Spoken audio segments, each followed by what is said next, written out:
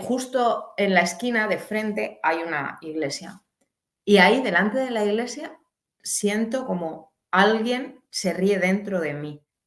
De mi boca salió un nombre, Belcebú, con una voz que no era la mía. En ese momento pierdo el control de mi cara, de mi voz, de mi cuerpo. El sacerdote nos invita a hacer unas renuncias y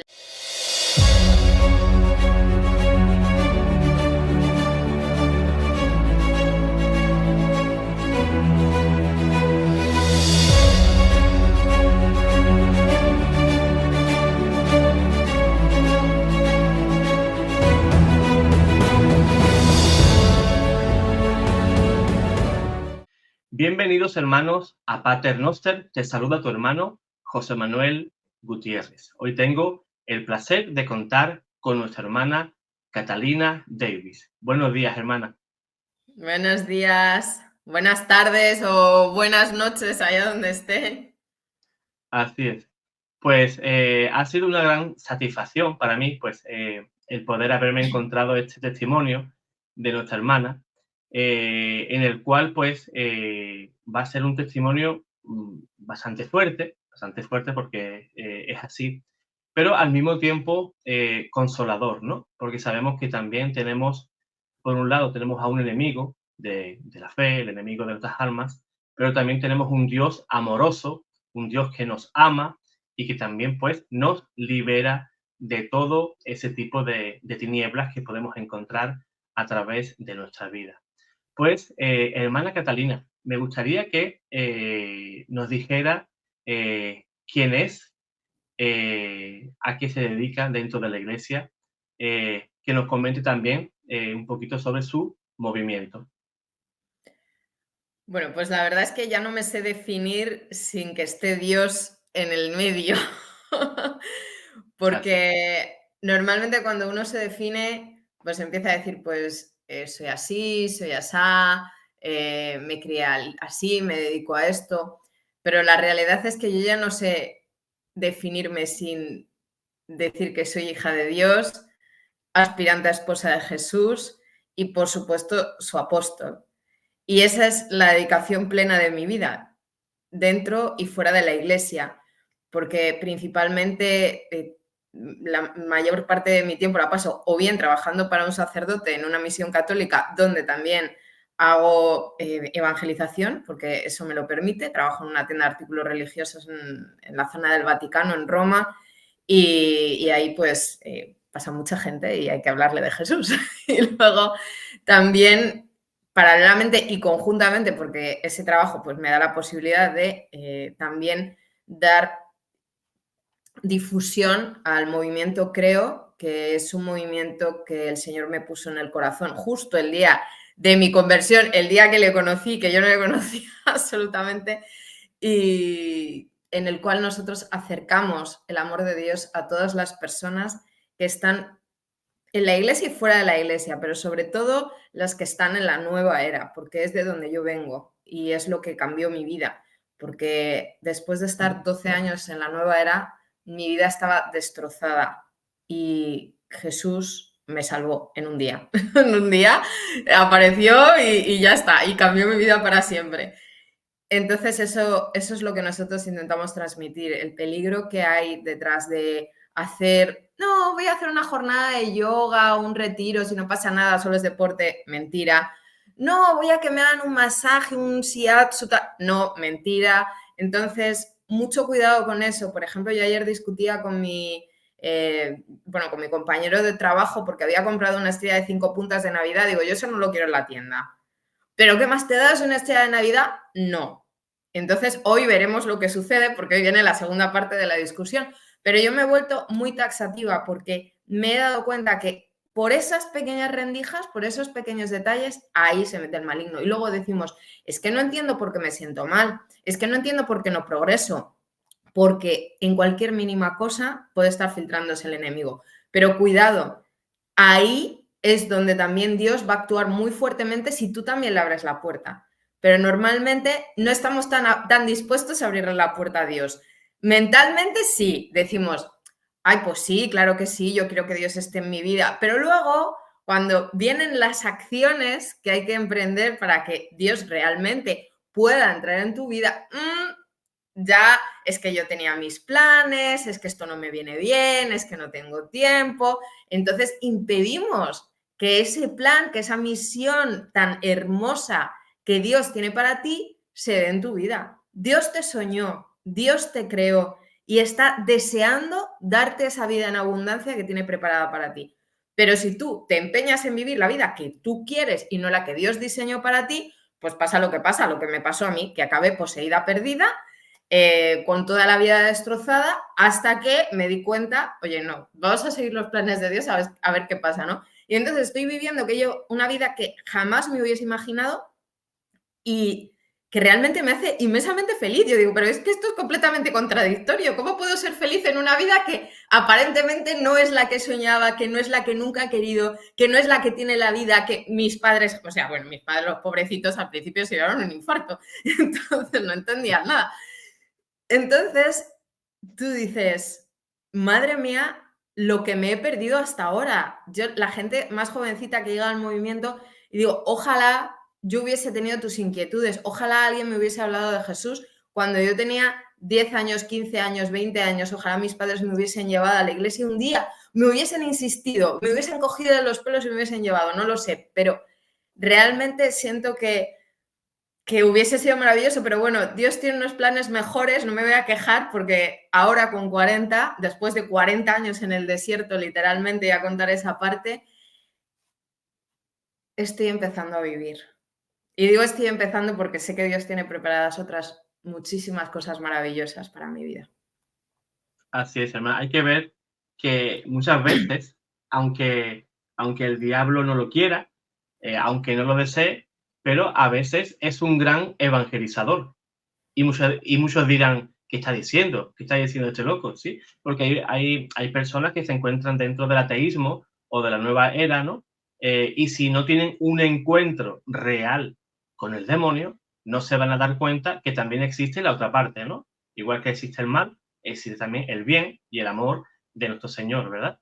Y muchas veces Él, aunque no lo quiere, aunque no lo desea, pues a veces hace de muy buen evangelizador, ¿no? Decía, por ejemplo, el Padre Amor que el diablo es como la mona, ¿no? De Dios, porque siempre intenta imitar las cosas de Dios, pero nunca le sale como él quiere, ¿no? Pues de esa manera, pues también el Señor aprovecha esos ataques del demonio hacia la fe, hacia nuestra salvación y evangeliza, y aquí tenemos esa prueba, ¿no? Nuestra hermana, pues hoy feliz de estar en los caminos del Señor, cosa que el otro o aquel, pues el innombrable, ¿no? Pues no hubiera deseado jamás de los jamases. Pues Así la es. hermana, pues nos trae un testimonio que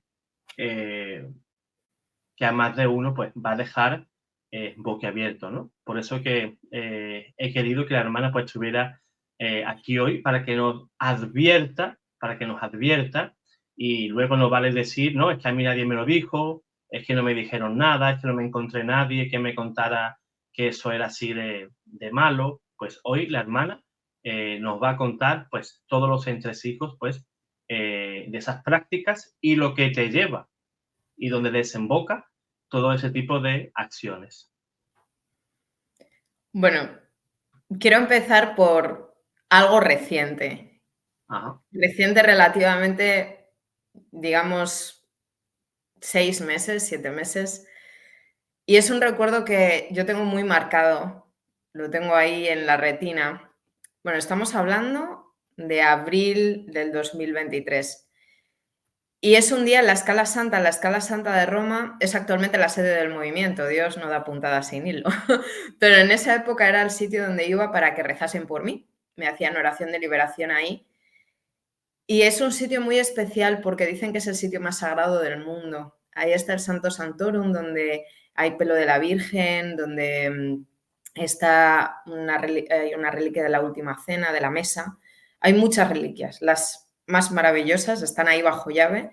Y luego tenemos una reliquia increíble que es la escalera por donde subió Jesucristo al juicio con Poncio Pilatos, y esa se sube de rodillas. Nosotros la subimos de rodillas todos los viernes antes de nuestro encuentro y realmente ese sitio ha cambiado mi vida. Ese día de marzo, abril, que no recuerdo muy bien qué día, qué mes era, acababan de rezar por mí y estaba en una capilla privada que ahora es nuestra sede y estaba tirada en el altar, tiritando, porque la oración de liberación había sido muy, muy, muy, muy fuerte. Acababa de tener un combate cuerpo a cuerpo, real, contra el enemigo. Y estaba sola. Una de las cosas que sucede es que muchas veces no tienes con quién compartir este tipo de cosas. El sacerdote se había tenido que ir, porque obviamente tenía que seguir. Hay momentos en los que después de las oraciones de liberación necesitas horas para volver en ti. Entonces yo no conseguía salir del trance, seguía tiritando, seguía estando mal. Entonces me acurruqué debajo del altar y le dije: Señor, yo me ofrezco a ti, estoy aquí. Esto seguro que este sufrimiento sirve para algo más que para mi conversión, estoy convencida de ello. Y en ese momento pude empezar a abrir los ojos y recuerdo los bancos y una imagen que hay de la Virgen María al fondo con el niño Jesús en brazos. Y ahí tuve un momento de reflexión muy profundo. Fíjate que no es un día en que dije me he liberado, no es un día en el que dije, wow, he tenido visiones, me ha pasado algo extraordinario. No, era un día normal y sencillo, simplemente en el cual me di cuenta cómo había cambiado mi vida en 2 años y medio. Realmente yo era una persona completamente diferente y empecé a hacer un examen de conciencia profundo sobre las cosas que me habían llevado a terminar ahí. ¿Cómo he llegado yo aquí? Y no es una cosa que haya hecho una vez en mi vida. Ese tipo de examen de conciencia lo he hecho varias veces. Lo que pasa que esta vez lo hacía con un conocimiento profundo ya de la lucha contra el enemigo. Entonces empecé a analizar cómo poco a poco el enemigo, a través de las heridas que tienes y de las situaciones que te van pasando en la vida, se va filtrando. Y tú vas abriendo pequeñas puertas o grandes puertas que hacen que pueda terminar en una posesión, en una quiebra, en muchas cosas. No solo podemos hablar de posesión. Todo lo que no es bueno, es perfecto, es maravilloso. Ya sabemos que está el enemigo ahí. Cuando tus padres discuten, está el enemigo ahí. Cuando tú tienes un problema en el trabajo, está el enemigo ahí. Hay algo que no va bien. Entonces, yo nací en Chile en la época de la dictadura de Pinochet. Mis padres tenían 2 fábricas de galletas, una heredada por parte de mis abuelos y otra que había empezado mi padre desde cero. Y éramos ricos. Teníamos chofer, una mansión, gente que trabajaba dentro de la casa, obviamente más de 500 empleados en las fábricas trabajando. Y de repente un día a mi padre le empezaron a secuestrar. Y digo que le empezaron a secuestrar porque tuvo varios episodios de secuestro, con tortura. Nunca supimos por qué, porque mi padre no, era una persona neutra, no estaba en contra del régimen ni nada, mi padre trabajaba y punto. Nunca tuvo ninguna intervención política ni nada por el estilo. Pero le tenían ahí, puesto el ojo en la mira.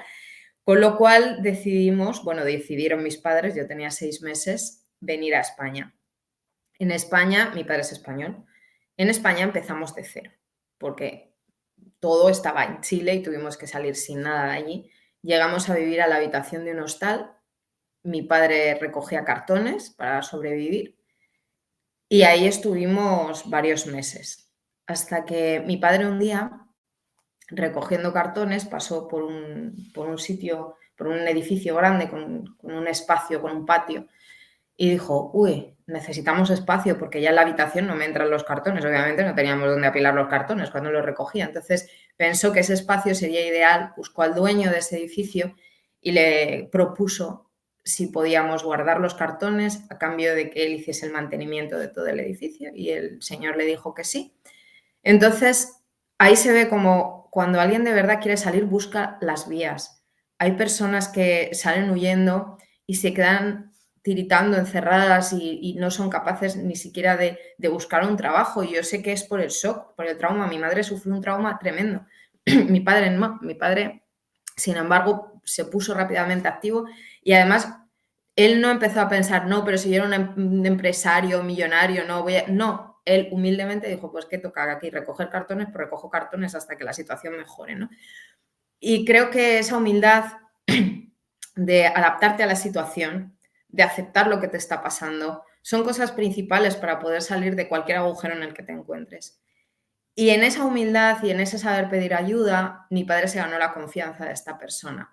Y entonces le dijo, mira, que yo en Chile, aparte de la fábrica de galletas, también tenía una empresa de máquinas de videojuego y yo sé fabricar máquinas, sé programar, sé hacer esto, sé hacer lo otro. ¿Qué te parece si compramos una? Yo me encargo de todo, tú solo pones el dinero, socio capitalista, y a partir de ahí empezamos a trabajar. Y el señor le dijo que sí. Entonces mi padre compró una primera máquina, la puso en el bar y a partir de ahí empezaron a funcionar. En menos de 3 años ya teníamos 50 salones recreativos y estábamos funcionando muy, muy fuertemente. Ya teníamos una casa porque empezamos a rodar. Al principio íbamos de un sitio a otro, incluso estuvimos viviendo para la familia, estuvimos viviendo en una casa de Jesús Gil, súper fuerte, trabajando para una persona allí. O sea, la vida nos ha dado muchas vueltas, ¿no? Pero bueno, al final conseguimos mudarnos a una casa que este mismo señor nos proporcionó en el centro de Madrid. Mi padre empezó a llevarme a un colegio de pago muy caro y muy bueno, donde también me hacían mucho bullying. Entonces empezó una nueva situación complicada. Por fin teníamos casa, por fin teníamos una estabilidad económica, por fin teníamos un sitio, un hogar donde vivir, que parece una tontería, pero es que se necesita. Hay personas que son nómadas, lo eligen, pero realmente se necesita tener un sitio estable. Y ahí empezó el siguiente problema, que es no me adapto. No sé si por las ideas que traíamos, porque en aquella época la migración no es como ahora.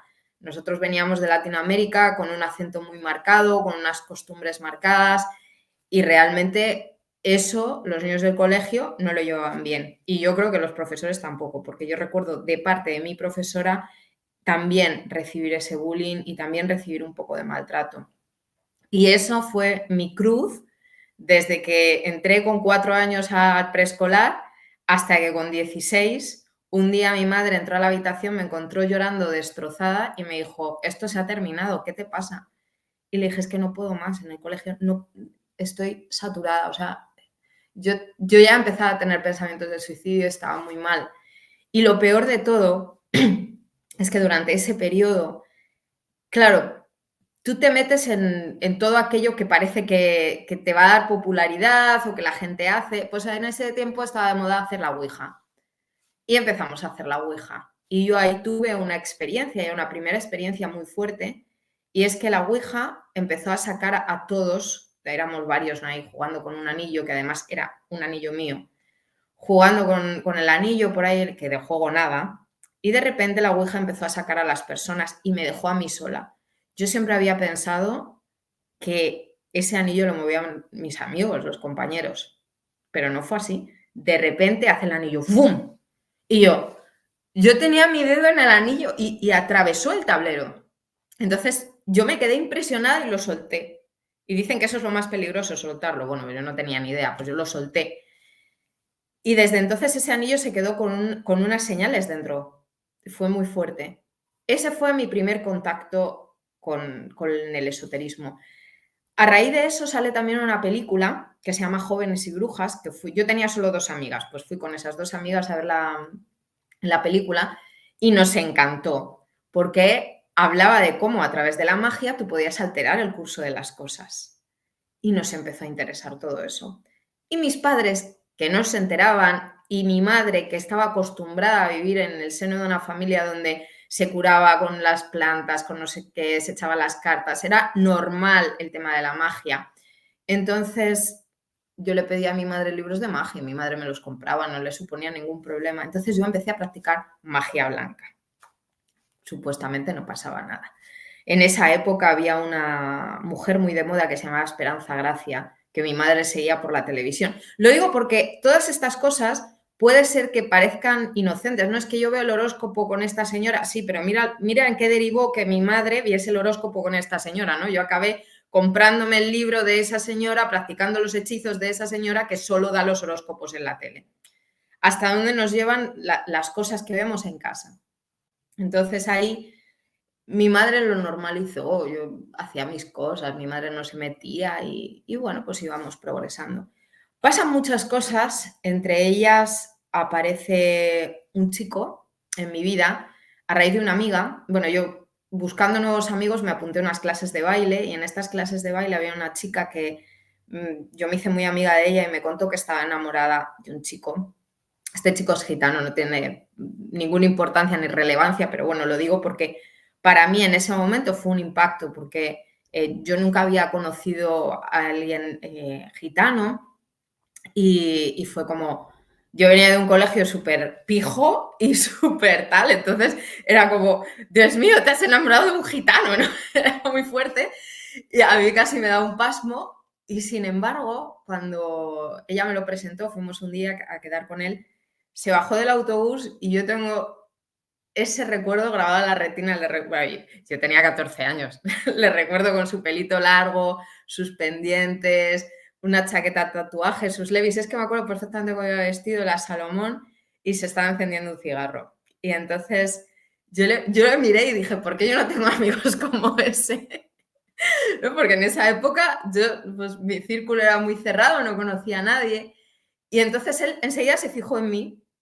Claro, todas las chicas le tenían como una especie de Backstreet Boy, ¡bah! Le veía por la calle, era guapísimo y todo el mundo iba detrás de él. Y a mí esas cosas no me interesaban porque yo tenía otra forma de ser muy cerrada, muy distinta. Pero claro, a él le llamaba la atención. Entonces yo me convertí en alguien que se resistía a sus encantos. ¿Y qué pasó? Que poco a poco él empezó a acercarse a mí, empezamos a tener una amistad. Empezó a venirme a buscar a casa, empezó a llamarme todos los días. Y yo, que nunca había tenido amigos, de repente me convertí como en un fenómeno social. Tenía 20 personas en la puerta de casa esperando a que me viniesen a que saliese a dar una vuelta con ellos. Y mis padres estaban encantados porque nunca me habían visto con amigos. Entonces parecía como que las cosas se estaban solucionando. Sin embargo, lo que aparentemente es bueno tiene un precio. ¿Por qué? Porque este chico tenía una vida sexualmente activa, entonces yo es la primera vez que empiezo a ver a alguien que tiene relaciones sexuales todo el tiempo, con personas desconocidas. Y para mí, que mis padres me habían formado en unos valores castos, eso siempre ha sido así, mi mente estaba empezando a entrar en shock. Él fumaba porros, salíamos, bebía, él se quedaba hasta las tantas de la noche, yo tenía que estar a las 9 de la tarde en mi casa y él se amanecía hasta el día siguiente. Entonces, en ese momento, yo empecé a desear lo que él tenía. Empecé a perder mi inocencia. Y eso es muy peligroso. Perder la inocencia, empezar a desear cosas que son del mundo y que al final no te dan nada. Yo era una estudiante excelente. Dentro de lo que cabe y pese a todo lo que estaba pasando, tenía paz en mi corazón. Sin embargo, ahí yo empecé a perder la paz porque yo quería más. Yo quería tener una vida más libre, quería salir, quería entrar, quería irme de vacaciones, quería hacer todo lo que él hacía porque era mi referente, porque él me había sacado del agujero donde estaba, porque él me empezó a decir, pero mírate, si tú eres muy guapa, venga, suéltate el pelo, vístete así, vístete asá. Entonces, él empezó a modelarme. Luego, un día apareció por el colegio, entonces, él no apareció solo, apareció con una legión de personas alrededor. Y claro, en el colegio al ver quién era, que era de etnia gitana, apareció con otros chicos también marroquíes y más gente, ¿no? En el grupo, nunca más se volvieron a meter conmigo. Nunca. De hecho, pasaban por mi lado y bajaban la cabeza. Y se rumoreaba, madre mía, la gente con la que se va Evelyn en esa época, pero luego cambiaría de nombre. Entonces, esa sensación de poder a raíz del mal empieza a meterse en mí. Me doy cuenta que la inocencia no me había llevado a nada, que el ser obediente, que el ser disciplinada, que el ser buena estudiante solo me había causado problemas en la vida. Y de repente me encontraba ante una nueva vida en la cual, siendo malota, que se decía en esa época, pues las puertas se me abrían. ¿Qué es lo que pasa? A los 18, bueno, a los 16 cambio de colegio, después de todo esto, de todos estos problemas, cambio de colegio. Ahí empieza una crisis, empiezan a bajarme las notas, no estudio tanto y yo estoy colapsada. La realidad es que yo creo que tenía un cuadro depresivo ansioso tremendo porque estaba en plena crisis existencial y caigo en las drogas. Dejo los estudios y de los 18 a los 19 tengo un periodo muy, muy oscuro en el cual solo pensaba en salir de fiesta, liberarme de todo eso que me había pasado. Pero claro, ahora si lo analizo y miro hacia atrás, digo, ¿cómo empieza todo? Empieza con un juego de magia, empieza con un juego de cartas, empieza toqueteando cosas del mal, empieza con el pecado, empiezas a abrir puertas, tú no te das cuenta, pero quien tienes al lado a veces te influye tanto que cambia tu esencia. Entonces, cuidado con lo que deseas, porque lo que deseas, si no son aspiraciones que vienen de lo alto, te van a llevar por el mal camino. No podemos anteponer nuestros deseos a los deseos de Dios porque estas son las consecuencias. En ese año, que fue muy duro, conocí lo más oscuro que se puede conocer. Personas con muchos problemas, delincuentes profesionales, mafias, de todo. Eso, a Dios gracias, me ha dado mucha sabiduría y mucho conocimiento para poder trabajar con personas que vienen con muchos problemas al movimiento, con padres muy preocupados, porque, bueno, todo lo que se pueda vivir, yo lo he vivido ya. Y ahí me di cuenta que la mayoría de las personas que estábamos metidas en eso es porque teníamos vidas muy duras. Aunque parecía, puede ser que, por ejemplo, vengas de padres, ¿no? Pues yo tengo a mi padre, a mi madre y todo parece perfecto. No. O sea, yo he tenido 3 años que no he tenido casa, que no hemos tenido que comer, mis padres discutían por todo, era insoportable estar en mi casa porque había muchos problemas entre ellos y todo eso te lleva un día que colapsas y pierdes el norte completamente. Entonces es muy importante acompañar a los jóvenes en todo su proceso porque es ahí donde vas a empezar a tomar malas decisiones. Lo bonito del tema es que yo, el día de mi cumpleaños 19, vienen a buscarme mis amigos, tocan el telefonillo y digo, yo no salgo. ¿Cómo que no sales? Me dijo mi madre. Digo, yo no salgo, no quiero esa vida, mamá. Tú no sabes nada de lo que está pasando, pero yo no quiero estar ahí. Y entonces entra una de mis amigas, Clon, me llama porque nos llamábamos clones, éramos muy parecidas físicamente. Clon, ¿qué te pasa? Y yo, que no voy a salir. Estoy cansada. Esto no está bien. ¿Y qué me hizo ese cambio? Obviamente la intervención de Dios, el Espíritu Santo bajó, pero también porque mis padres me habían educado desde el principio con mano dura, con unos valores rígidos, con unos valores altos, con una moralidad. Y aunque tú en un momento dado te pierdas, yo solo me perdí un año. Y gracias a que mis padres me habían inculcado esos valores, fui capaz de salir de ahí. Porque en el fondo, en mi conciencia estaba, esto que estoy haciendo no está bien. Pero si no tenemos un referente firme que nos guíe en la vida, vamos a terminar mal. ¿Y qué es lo que me pasó a mí? De hecho, lamentablemente, de ese grupo que éramos como 30, que estemos bien solo hay 3 que yo tenga noticias. El resto están muertos en la cárcel o han desaparecido. Y es muy fuerte lo que estoy diciendo. O sea, es que son 30 personas que han tirado su vida a la basura. Y lo que no sabemos. Después de eso, yo retomo, empiezo a trabajar con mis padres, empiezo a estudiar de nuevo, termino parte de los estudios que había dejado pendientes y ya, bueno, pues decido que quiero emprender. Mis padres siempre fueron empresarios, entonces empiezo a emprender, empiezo una vida muy bonita. La verdad que, bueno, pues tenía todo lo que una persona quiere en la vida. Tenía dinero, tenía mi empresa, me compré mi casa, bueno, había pasado por una relación de maltrato, pero bueno, eso obviamente era a raíz de una baja autoestima tremenda que empiezas a permitir cosas que no vienen a caso, pero fui capaz de salir y yo seguía trabajando muy fuertemente. Hasta que un día, con 23 años, me levanto y había perdido la vista y el oído en más de un 50%. Los médicos no saben qué es lo que me pasa empiezo a ir de médico a médico, médico a médico, ¿no? Esto es ansiedad. Bueno, pues nada, me empiezan a dar pastillas para la ansiedad. Y a mí las pastillas para la ansiedad no me hacen nada. No, es que tienen que tardar un mes en que te hagan efecto. ¿No? Pues yo feliz, digo, si esto se me va a quitar, y no se me quitó. Los síntomas empeoraban. Entonces yo no podía mover los ojos, me tenía que girar completamente para poder mirar, porque si no me daban como unas electricidades aquí en la cabeza tremendas. Y entonces yo me quedé como si era una especie de nube, no podía pensar, no podía hacer nada, era un ser que se arrastraba. Y una amiga me dice, oye, ¿te acuerdas? Porque ella me había invitado a unas regresiones y yo había estado yendo previo a esto unas regresiones. Dice, ¿tú te acuerdas de la chica que te dije, ¿por qué no vas aquí y tal? Entonces volví, me hice una regresión, me hice otra, y entonces la mujer me dijo, oye, yo creo que lo que tienes que hacer es Reiki. Vente, que tengo un curso y tal.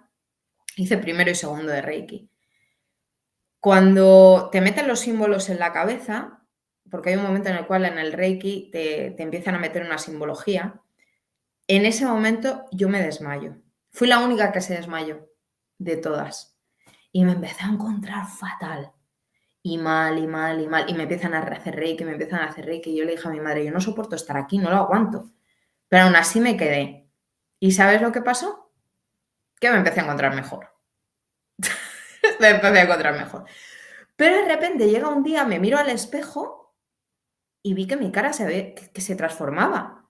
No me reconocía en el espejo. Y yo dije, Dios mío, ¿qué me está pasando? Entonces, yo me asusté muchísimo.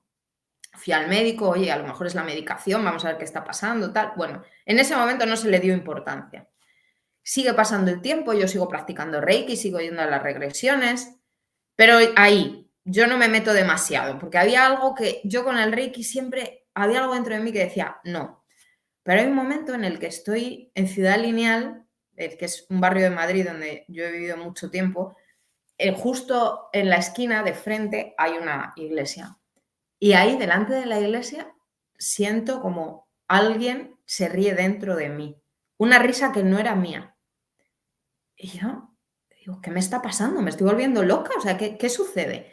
Y yo miraba la iglesia y dije, tengo que ir ahí. Sentí que tenía que entrar en la iglesia. Entonces yo entré, empecé a moverme por dentro de la iglesia, había un sacerdote, me confesé, pero buscando consejo. Yo no sabía ni lo que estaba haciendo, yo sabía lo de la confesión por la comunión. Pero bueno, fijaros que mis padres ni siquiera me habían bautizado. A mí me bautizaron y hice la comunión todo junto, porque no vengo de una familia católica.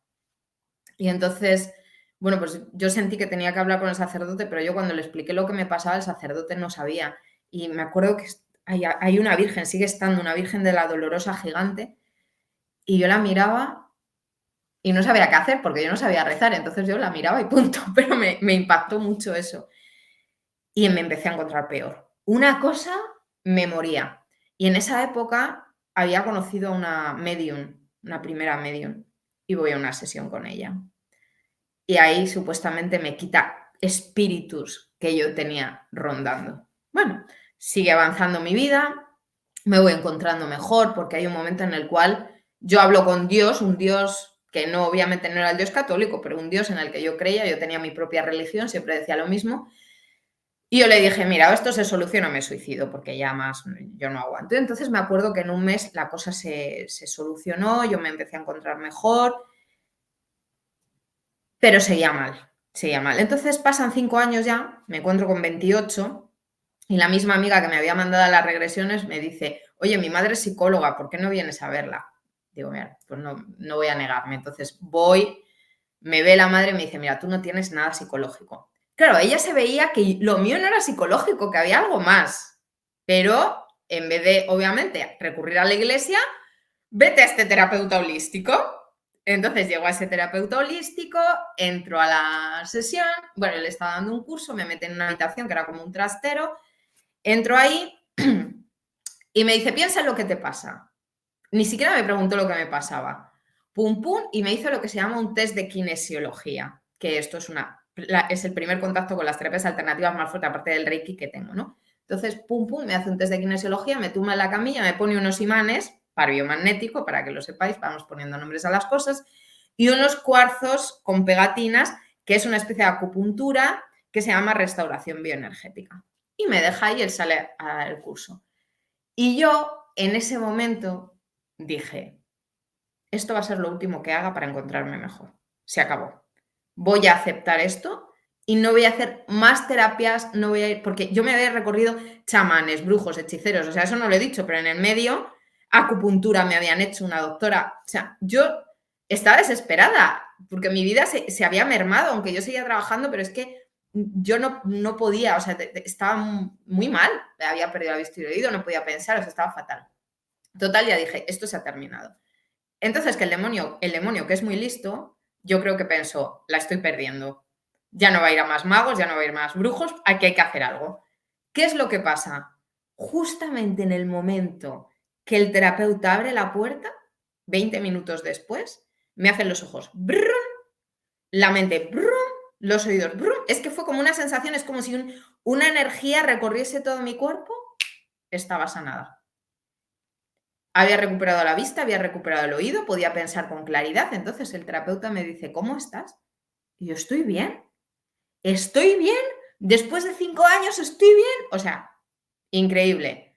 Gracias, gracias, gracias. Entonces ahí yo pensé, he descubierto el significado de mi vida. O sea, he descubierto lo que voy a hacer a partir de ahora. Todo el mundo tiene que saber que las terapias alternativas existen y que te puedes sanar, porque seguro que como yo hay miles de personas en el mundo que están enfermas, que no encuentran una solución. Bueno, pues ese fue el principio de mi fin. Lo que en ese momento yo sentí que iba a ser algo grande en mi vida, que iban a pasar muchas cosas buenas, pues empezaron a pasar un caos. Primero porque, de nuevo, hay una falta de valores. ¿Qué es lo que hice? Después de 5 años enferma, llamé a 2 amigas mías y dije, vámonos de fiesta. ¿Ahí qué cabeza entra? Pues en la mía, de no tener unos valores, de no tener un referente, de no saber hacer las cosas. Ah, pues me encuentro bien. Bueno, pues después de 5 años de condena, pues me merezco una fiesta. Entonces, va a salir, entrar, beber, no sé qué, chicos, tal, no sé. A las 2 semanas, otra vez, Manuel, perdón, he dicho el nombre, pero bueno, da igual. Me encuentro mal, no sé qué, necesito que me ayudes. Vente, otra vez imanes, otra vez terapia, otra vez no sé qué. Y así sucesivamente. Entonces empecé a caer en esa tela de araña, que es la nueva era, donde además de eso empecé a formarme en todas las terapias alternativas que había. Porque claro, yo ya quería ser como él, como el terapeuta. Entonces ahí empecé, me formé ya en par biomagnético, en kinesiología, me apunté a un curso de 4 años de naturopatía por una universidad, no sé qué, quiromasaje, cromoterapia, terapias energéticas, todo, o sea, todo lo que había en el mercado, yo era maestra de todo. Y empecé a dar conferencias y yo daba ya conferencias. Más de 40.000 personas han pasado por mis cursos y mis conferencias. Me empezaron a llamar de la televisión, de la radio. Tenía mis propios... Yo he llegado a tener hasta 3 programas de radio simultáneamente en una semana. Hacía 3 espacios de radio distintos. Me llamaban de la televisión, tenía mi columna en un periódico. Increíble, pero así, rápido, pum, pum, pum. Entonces, en poco tiempo empecé a posicionarme. La gente pagaba unas barbaridades para que yo le hiciese terapia, miles de euros estamos hablando. A lo mejor un retiro conmigo un fin de semana eran 3.000 y pico euros. O sea, hablamos de unas cifras tremendas. ¿Y qué pasaba? Que el dinero se me iba, porque para llegar ahí tú tienes que gastar mucho también. Entonces, yo estaba en una crisis económica tremenda intentando, porque claro, todo lo que tú ves de los coaches y tal, mira qué bien vivo, mira lo que tengo, mira, ¿no? Entonces, en vez del ser espiritual, es como la fachada. Y todo eso hay que sostenerlo. Y se estaba volviendo insostenible.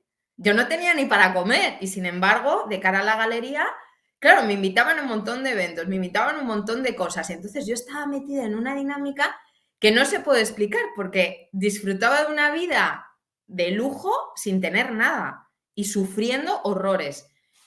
Bueno, en una de esas me voy a vivir a Chile, tengo una enfermedad, vuelvo, voy a vivir a casa de una amiga, mi mejor amiga, que también practicaba temas de terapias alternativas. Ella estaba muy metida en las constelaciones familiares. De nuevo, yo siempre tuve mucho rechazo a las constelaciones familiares, pero Bueno, la verdad es que las hice y pasaron muchas cosas ahí. Las constelaciones familiares, según mi punto de vista, junto con el Reiki, son las 2 terapias de más riesgo. ¿Por qué? Porque son una inducción directa de algo en ti. Cuando te hacen Reiki, tú llamas a un espíritu para que entre, que es el espíritu de Reiki. De hecho, en los exorcismos vemos como muchas veces cuando se le pregunta el nombre al demonio, el demonio responde que se llama Reiki. Cuidado, esto es muy fuerte.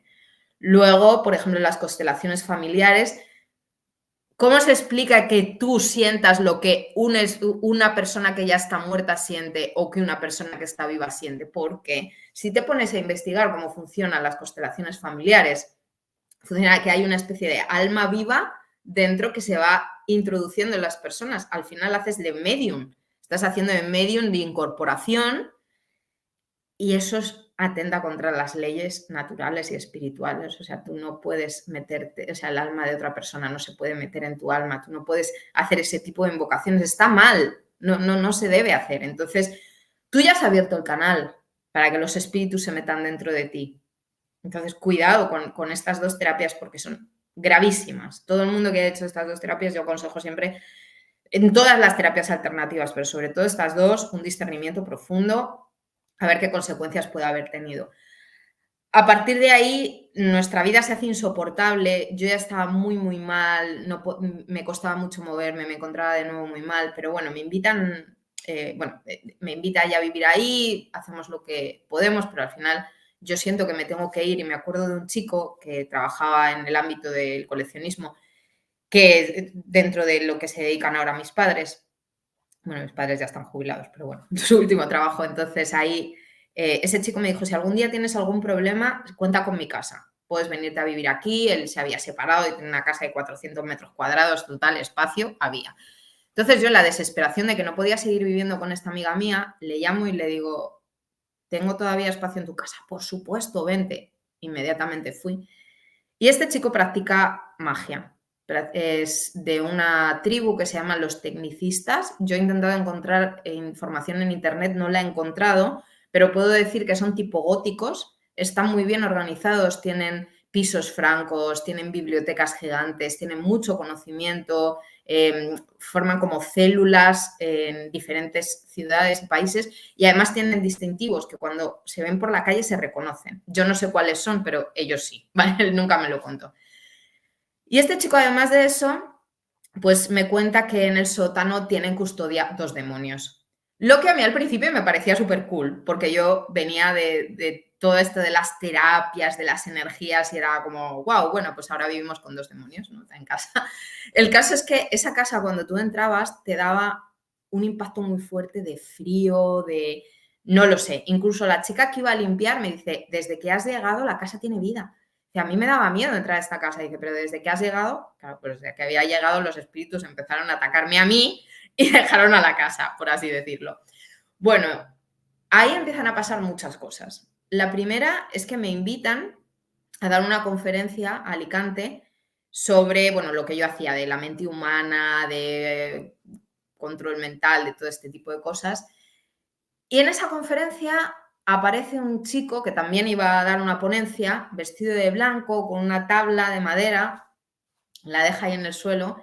Y yo lo primero que pensé es otro cantamañanas, porque yo siempre con ese tipo de personas tenía como una reacción así fuerte, de otro cantamañanas que vienen que viene a poner mal lo que nosotros hacemos, los que realmente nos basamos en cosas científicas, entre comillas, porque eso de ciencia nada. Y entonces yo me acerqué a la tabla y la empecé a mirar y uno de sus asistentes me dice, ¿quieres un viaje? Y yo la quedé mirando la tabla y él me lo empezó a explicar, ¿no? Me dice, mira, tiene el Padre Nuestro en arameo, estos son simbologías de los ángeles, mucho cuidado porque te dicen que son los ángeles de Dios. Mentira, aunque se llamen igual, cuidado, no son ángeles de Dios. Entonces, bueno, hay simbología de los 7 arcángeles, tal, no sé qué, geometría sagrada. Total, que me dijo, tú prueba. Dije, vale. Y me subí a la tabla. Me fui. Empecé a volar por el cielo, pasaron muchas cosas, tuve muchas visiones y debo de decir que entre ellas un poco proféticas, porque yo vi ahí al Arcángel San Miguel, que me dio un mensaje, me dijo, vendré a verte, y de hecho con Arcángel San Miguel empieza mi conversión, vi a Julio César, donde estoy viviendo ahora, en Roma, ¿no? Entonces, no lo sé, me pasaba ahí algo muy extraño. Y el caso es que me bajé de la tabla y dije, pues este cantamañanas nada, resulta que aquí hay algo fuerte. Y luego empezó su ponencia y en su ponencia, en vez de hablar, la gente lo único que tenía que hacer era subir a la tabla. Entonces, yo recuerdo que la gente ponía un pie encima de la tabla y el resto tocaban a las personas y era como una especie de ola. Todos tenían la misma experiencia, cada uno tenía una visión diferente, pero todos volaban, se iban, veían, o sea, era una cosa tremenda. Yo decía, ¿pero qué tiene esa tabla? Una tabla de elevación angélica, la llamaba él. Y entonces, bueno, llega el momento en el que hay otra ponencia, que es una chamana. Y la chamana empieza a repartir esa droga sagrada que tienen ellos. En ese momento era una droga que se aspiraba por la nariz y, pues, digamos que el 50% tomó la droga y el otro 50% no. Yo entre ellas, yo siempre he tenido mucho respeto con eso, además con mi pasado. Yo ya no quería saber nada de ese tipo de cosas. Y me dijo el chico, el de la tabla, me dice, tú no necesitas nada de eso para ver cosas, ¿verdad? Y yo le dije, pues no. Dice, tú tienes experiencias, ¿cierto? Digo, bueno, algunas. Y me describió exactamente los dones que yo tenía, porque yo era capaz de percibir muchas cosas. Por ejemplo, yo era capaz de percibir cuando una persona había sufrido abusos sexuales sin que me lo dijese.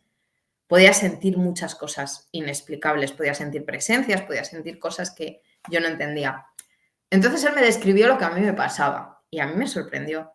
Y me dijo, ¿tú sabes que eres medium? Y dije, ¿yo medium? Y él, en ese momento fue muy fuerte porque yo me imaginaba que los mediums eran esas personas en las cuales se metía el espíritu dentro y empezaban a hablar. Pero es que no, resulta que hay muchos tipos de mediums, entre los cuales existen los medios sensitivos, que era la catalogación que yo estaba recibiendo en ese momento. Eres medium sensitiva.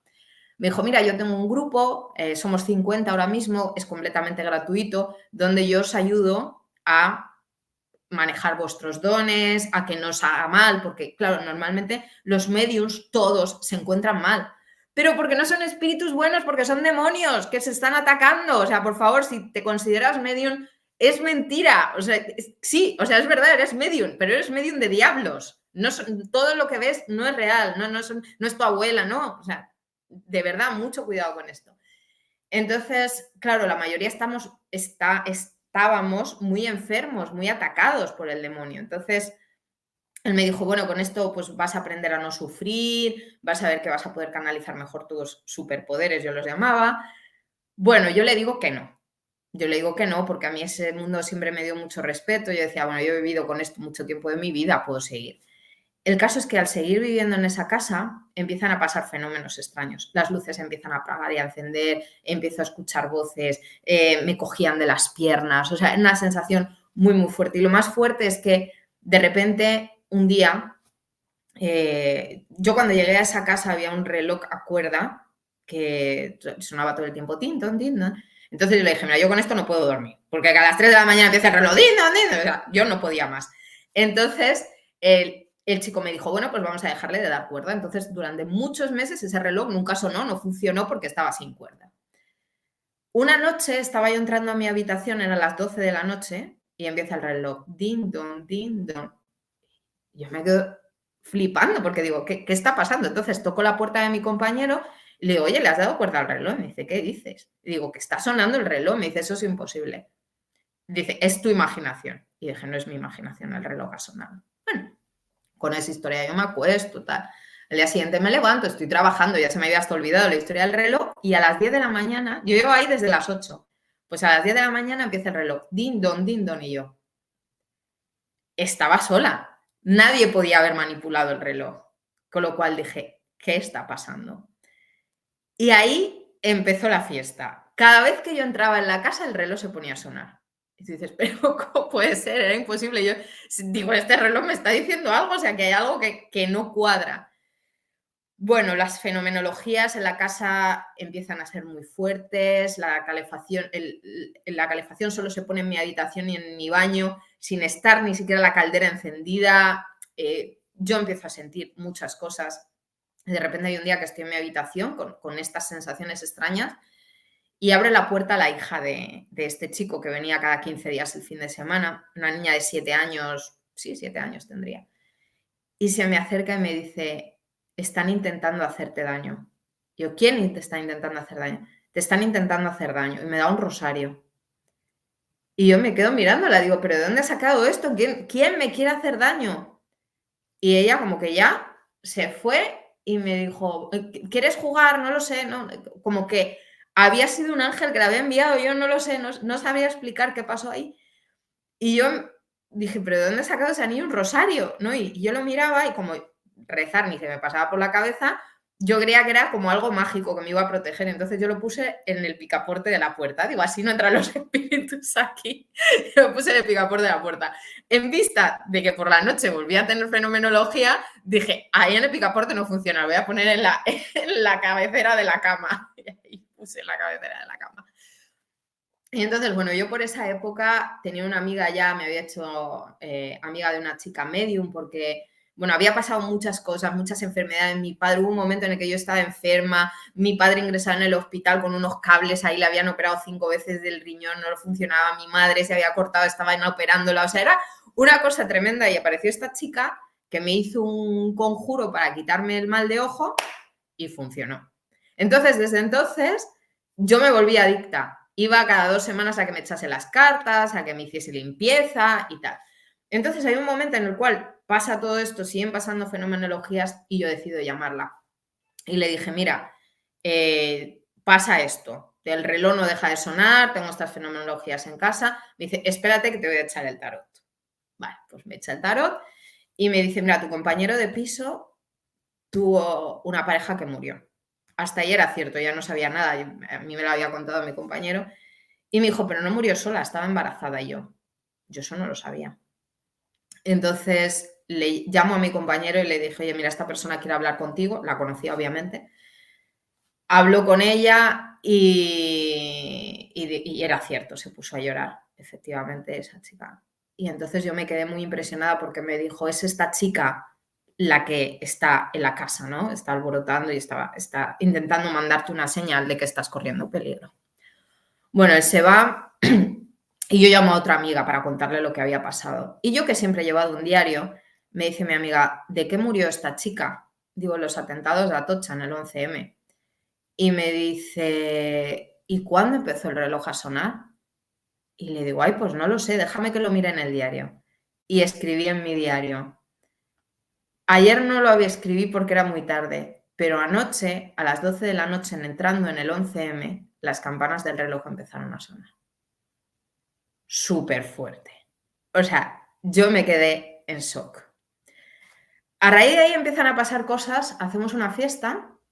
Yo esto en el libro sale la foto, no la tengo preparada, podría haber preparado, pero te la puedo pasar. Estamos haciendo una fiesta y abajo teníamos un ataúd, billar, bueno, o sea, la casa estaba trezada ya, un poco extraña. Estábamos haciendo una fiesta, tal, y de repente viene esta medium, viene más gente, y de repente yo subo al baño, a mi baño, que estaba en la planta de arriba, y de repente cuando entro había un cáliz en el armario, reflejado. Y yo dije, ¿qué es esto? O sea, no me podía creer lo que estaba viendo. Había un cáliz en luz. Entonces bajo a la fiesta, hago una foto, bajo a la fiesta y digo, hay esto en el baño. Entonces, y me dicen, ¿pero esto lo podemos ver ahora? Digo, no lo sé si sigue, pero hasta ahora mismo estaba. Entonces empieza a subir la gente, se empieza a sacar fotos, empiezan a tocarlo. Es como la primera anécdota fuerte de decir, aquí está pasando algo.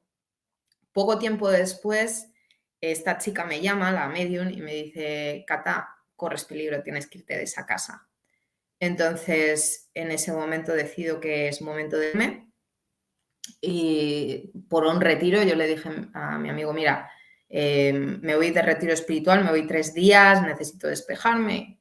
Mi amigo, pues, que no le iba ni le venía, bien, perfecto. Y él me recomendó que fuese a la iglesia de San Juan del Hospital, porque esta está en Valencia. ¿Por qué? Porque yo estaba a punto de entrar en la masonería. Y entonces yo dije, pues voy a aprovechar estos 3 días para irme a hacer una ruta de iglesias buscando simbología masónica. Y Dios, que se sirve de todo, pues ahí actuó. Entonces, la primera parada que hice, ¿dónde fue? Monasterio de San Miguel Arcángel. Recordamos que he dicho que San Miguel tenía una potente influencia en mi conversión. Entonces, bueno, pues fuimos, el monasterio supuestamente estaba de consagrado, pero sabemos que esas cosas no es real, que el monasterio siempre es así, es sacro. Entonces, bueno, pues lo visité, lo vi, todo muy bonito, pero yo sé que San Miguel empezó a actuar ahí, porque yo llegué a Valencia y me bajo del coche, empiezo a caminar por el centro y llego a la Plaza del Carmen. Y en la Plaza del Carmen de repente me encuentro 200 mujeres con niños Jesuses en brazos. Y yo, o sea, ¿qué está pasando? ¿Por qué todas tienen un niño Jesús en brazos? No me... O sea, la imagen es impresionante, os lo digo, impresionante. Entonces yo me acerqué a una señora y le dije, perdone, digo, ¿por qué tienen los niños? ¿Qué está pasando? Y me dijo, mira, es la festividad de la Virgen del Quinche, que es la patrona de Ecuador, y hacen la bendición de los niños. Entonces, claro, pues todo el mundo llevaba. Y me dijo, ¿te quieres quedar a la fiesta que tenemos? Que pues era una ceremonia. Y dije, no, gracias, muy amable. Me dijo, quédate. Entonces la mujer me empezó a convencer tanto que yo ya me quería hasta comprar un niño Jesús. El niño Jesús tiene mucha influencia en mi conversión también. Pero bueno, al final acepto, entro y hay un momento en el que el sacerdote dice, bueno, si hay alguien que tenga una necesidad especial, pues que salga aquí y nos pida oración.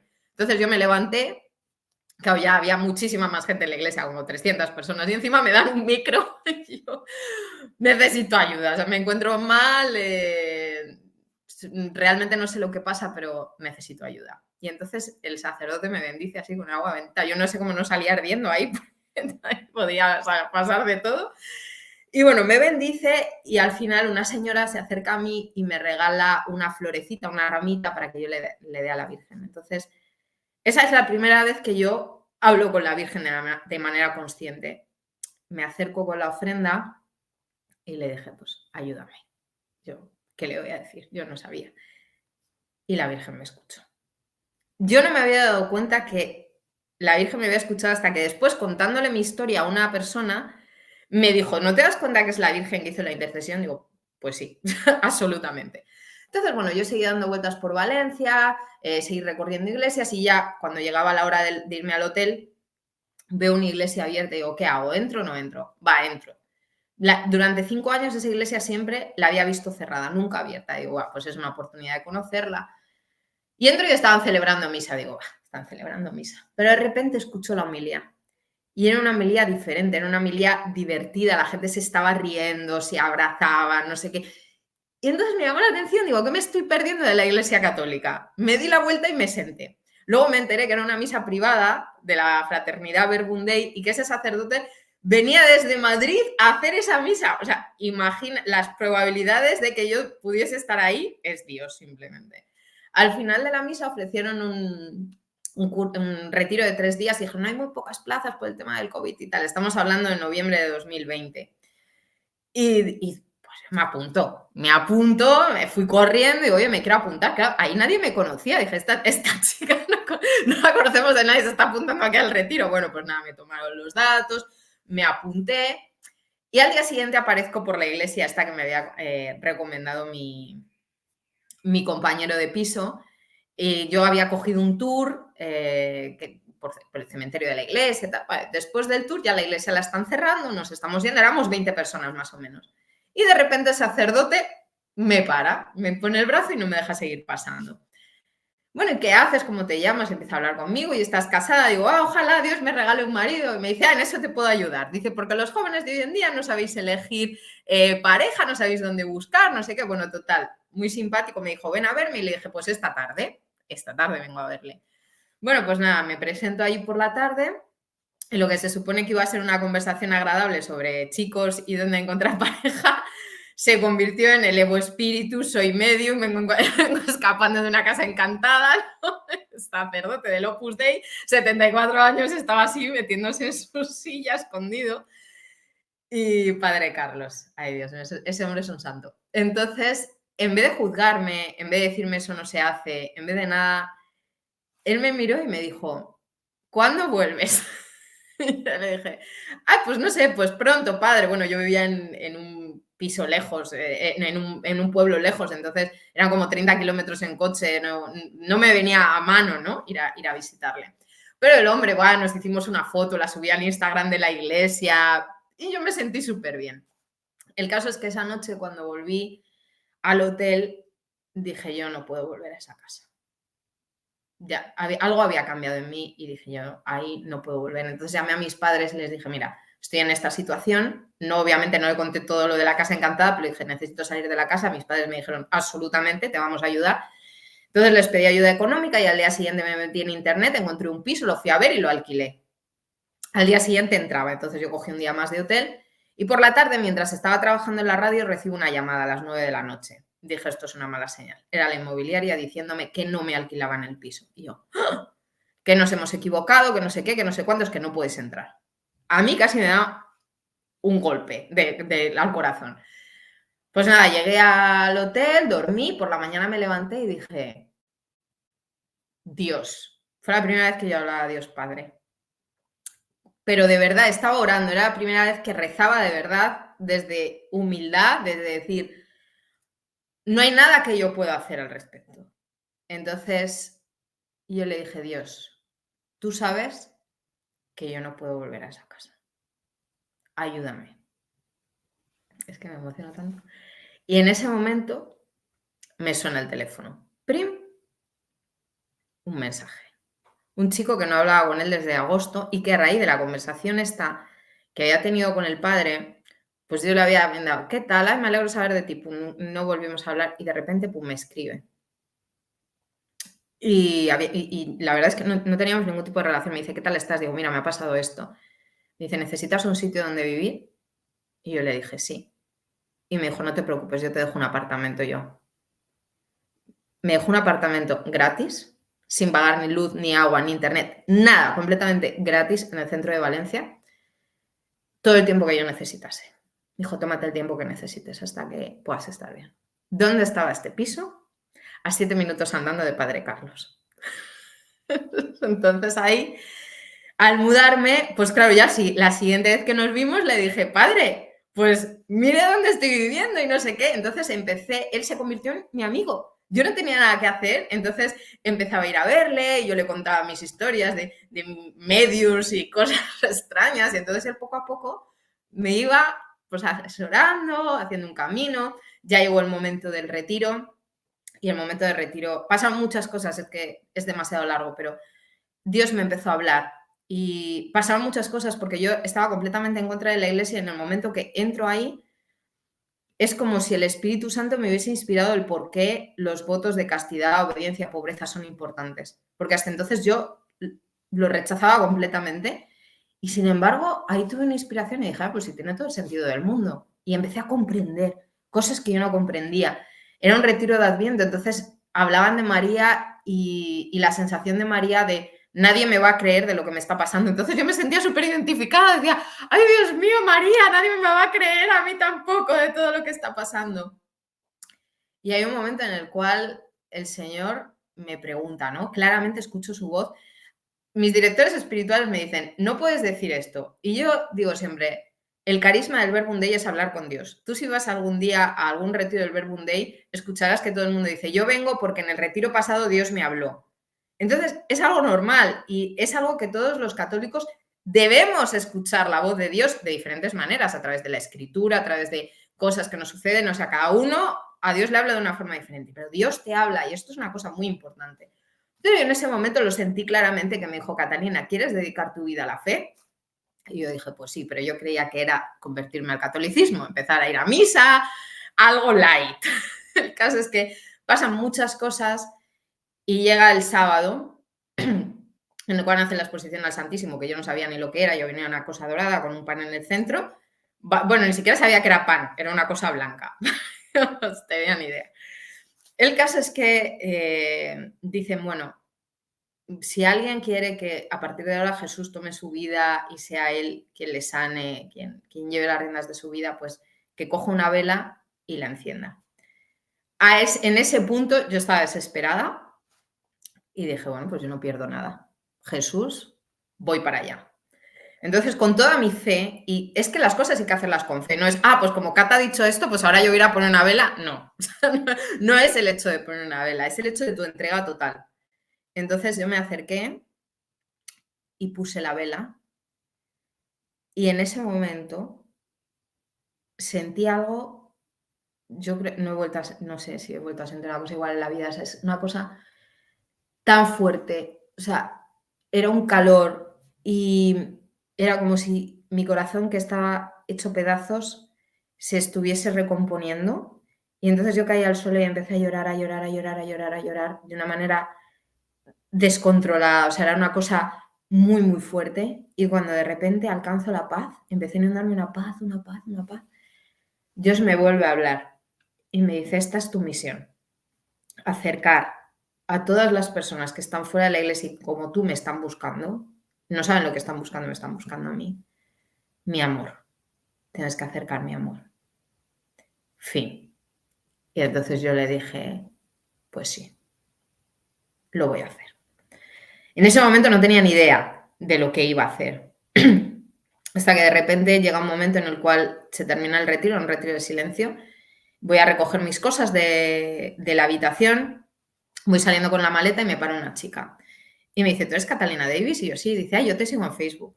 Dice, yo soy misionera Verbum Dei. Estamos en el aspirantado para ser matrimonio misionero con mi esposo. Y dice, yo siempre sentía que tenía que dejarte de seguir, porque tú hablas de la nueva era y yo estoy en contra de la nueva era, obviamente. Entonces, cada vez que iba a poner mi dedo, algo me decía, no lo hagas. Entonces, no podía dejar de seguirte. Dice, cuando te he visto entrar, he sabido que Dios tiene una misión muy grande para ti. Y yo le dije, pues me ha dicho esto, estoy asustada. Y ella me dijo, tranquila, yo te voy a ayudar. Y esta chica, Eva Vargas, y su esposo Blas, empezaron a ayudarme. Y poco a poco, esto pasó en noviembre, en julio hicimos un primer evento. Yo tenía un despacho en la Cámara de Comercio de Valencia y ahí hicimos un primer encuentro que se llamaba Reencuentro, que era un reencuentro con Dios, donde hablábamos un poco tipo alfa. Yo empecé a estudiar muchos vídeos de alfa y ahí, pues, bueno, hicimos un pequeño encuentro, un grupito de WhatsApp. Éramos 14 personas, me parece. Súper bonito. Pero el Señor tenía otros planes. Yo en esa época me empezaba a encontrar muy mal. Justamente me habían hablado de un sacerdote carismático, habían pasado muchas cosas. Total, me dicen que hay que hacer un discernimiento de los dones que yo tengo, porque yo todavía no había terminado de soltar todo eso. Estaba en proceso de conversión. Esto había pasado en diciembre, estamos hablando de julio.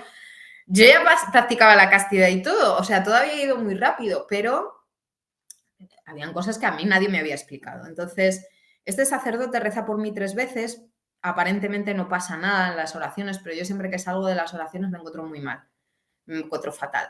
En ese sentirme mal, encuentro en internet una oración de liberación del Arcángel San Miguel. Entonces, no se me ocurre otra cosa que llenar la bañera, meterle agua bendita y exorcizada, sal bendita y exorcizada, ponerme cantos gregorianos y para dentro de la bañera.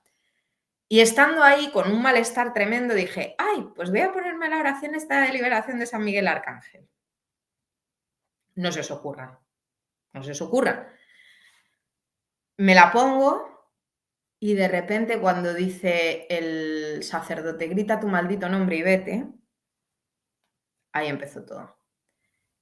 De mi boca salió un nombre, Belcebú, con una voz que no era la mía. En ese momento pierdo el control de mi cara, de mi voz, de mi cuerpo. El sacerdote nos invita a hacer unas renuncias y las renuncias no las estaba haciendo yo, era no una voz, eran voces diferentes que se iban alternando dentro de esto. Y yo dije, Dios mío, o sea, ¿qué está pasando aquí? Pero lo más fuerte es que en ese momento es como si Dios me hubiese cogido y todo hubiese sido como una película lo que estaba presenciando y yo estaba con Dios segura, tranquila. Hay un momento ya en el cual me empiezan a invocar el Espíritu Santo en la oración, vuelvo en mí, puedo salir de la bañera, caigo rostro en tierra, postrada, diciendo ¿qué acaba de pasar? Claro, yo llamo a Eva, me ha pasado esto, y me dice, pues no tengo ni idea, intentamos localizar a este sacerdote estaba de vacaciones, ni idea, fatal, y entonces hay un momento en el cual ya me envían una oración de cierre, hago esa oración de cierre, y no se me ocurre otra cosa que yo tenía un directo, hacer el directo para vender terapias alternativas, que no eran terapias alternativas, ya era un coaching más light, pero seguía metida en ese mundo todavía. Y entonces pum, hago ese directo después de lo que me acaba de pasar, es algo inconcebible. Y entonces siguen pasando estos episodios 2, 3 veces, yo me sigo encontrando mal, pero ya no me coge el cuerpo ni nada, y llego a un retiro del Verbum Dei, en el cual le cuento al sacerdote, pasados 3 días, lo que me estaba pasando. Le dije, mira, me ha pasado esto, y el sacerdote, que no cree en el demonio de esta manera, me dice, tú tranquila, céntrate en el amor de Dios. Pero yo ya ahí ya no podía más. Me ponía esa oración yo sola, me metía entre los arbustos y ahí empezaba a soltar de todo. Bueno, luchaba yo sola contra el demonio sin tener ningún tipo de experiencia. Eso no se puede hacer. O sea, lo digo desde aquí, yo lo hice, pero porque no sabía lo que estaba haciendo y estaba desesperada. Si os pasa, por favor, no lo hagáis. Por favor, rezar el rosario, buscar un sacerdote, nosotros os podemos ayudar, Movimiento Creo, contactadnos, ¿vale? Luego daremos el contacto, muy importante, pero no actuéis así porque es un riesgo gigante. Entonces, bueno, ya al salir de ahí yo tenía el contacto de un exorcista, le llamo, le digo lo que me ha pasado y me ha dicho, bueno, pues mira, vete de peregrinación, tenía previsto una peregrinación a Fátima y cuando vuelvas hacemos el discernimiento. Entonces yo me fui a Fátima y ahí en Fátima tengo más manifestaciones fuertes y hay un momento en el cual yo estaba en la habitación orando, diciendo, bueno, Señor, yo creo que hay un momento en el cual tengo que centrarme en ti, tengo que dejar de pensar en tener pareja, tengo que dejar de estas cosas. Y hay un momento que eran las 7:30 de la mañana, bajo a laudes y está el sacerdote haciendo los laudes y de repente para los laudes. Y dice, tengo un mensaje para una chica. Es de Jesús. Dice que quiera que sea su esposa. Y yo, ese mensaje es para mí. O sea, acabo de decirte que quiero centrarme en ti. Yo sentí que ese mensaje era para mí. Y pasó el Santísimo delante de mí y yo caí de rodillas y le dije, sí. Ahí empezó otra nueva crisis, porque hacía 2 semanas me había enterado que estaba poseída y ahora Jesús me estaba pidiendo que fuese su esposa. Estábamos en un momento súper fuerte de cambio. Y ahí empieza una lucha muy grande. Me hacen un discernimiento y el discernimiento acabó en 3 horas de exorcismo, donde pasan muchas cosas, empiezo a vivir muchas cosas. Debo de decir que los combates con el enemigo, como hemos dicho al principio, hacen que te conviertas a la fuerza, porque ves tantas cosas que es imposible negar la existencia del bien ni del mal. O sea, no puedes negar ningún tipo de existencia. Lo que me sorprende aún así es que yo, por ejemplo, en mi entorno hay personas ateas que creían y han creído que yo estaba poseída y sin embargo no creen en Dios. Entonces, ¿en qué clase de mundo vivimos que las personas pueden creer en el mal y no pueden creer en Dios? Hay algo que está fallando, ¿no? Y es que el enemigo nos ha engañado muy bien. Primero para hacer pensar que no existe y luego para hacer creer que tiene un poder que no tiene nada de poder.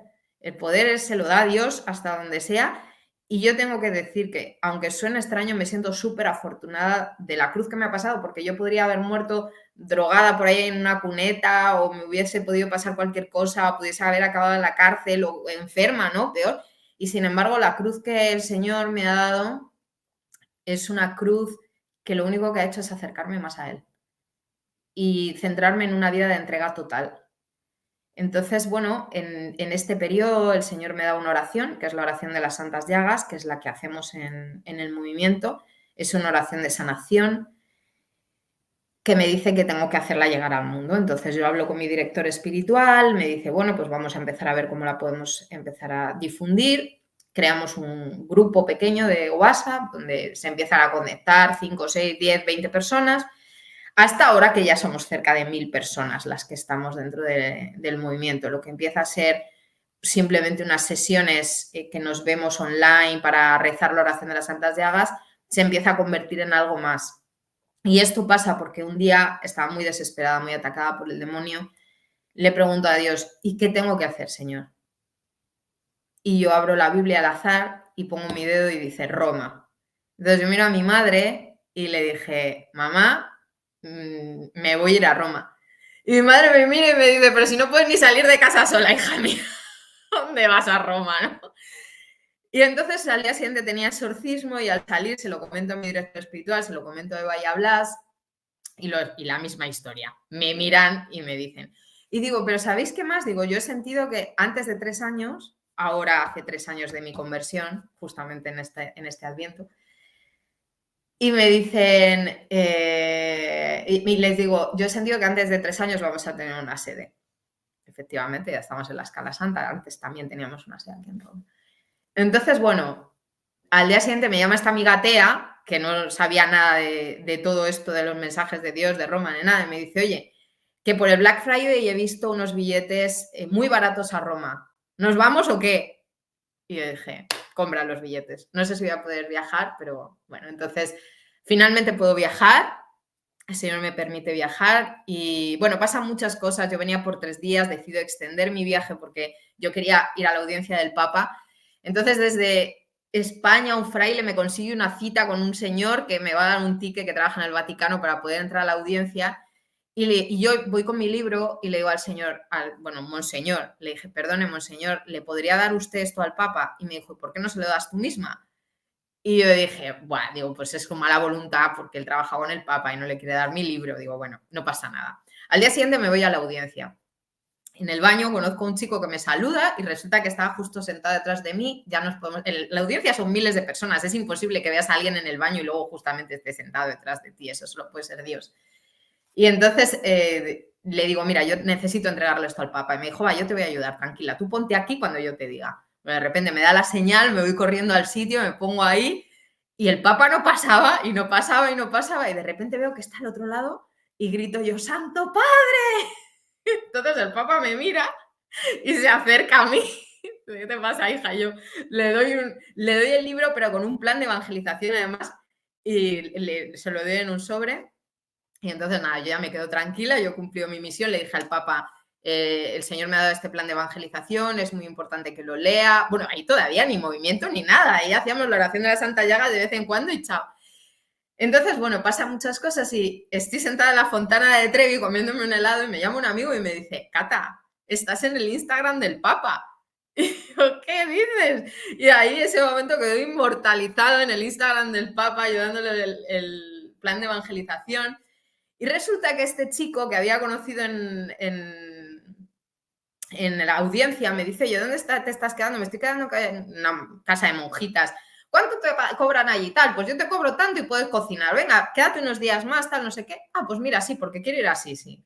Bueno, pues esa se convertiría en mi casa. Ni siquiera tuve que buscar casa. Ya el señor tenía previsto que yo me iba a quedar a vivir ahí, entonces me dejó la habitación súper barata. O sea, puede parecer algo sencillo, pero encontrar un alojamiento en Roma es imposible, sobre todo una habitación barata. O sea, aquí estamos hablando que los precios, 600 euros una habitación en un sitio malo, no, ni siquiera en un sitio bueno. Entonces, y que encontrarlo es muy difícil, tienes que tener muchos papeles, mucha seguridad económica. Y yo en esa época ni papeles, ni seguridad económica, ni nada. Yo había renunciado a mi trabajo porque estaba poseída de no podía ir a trabajar.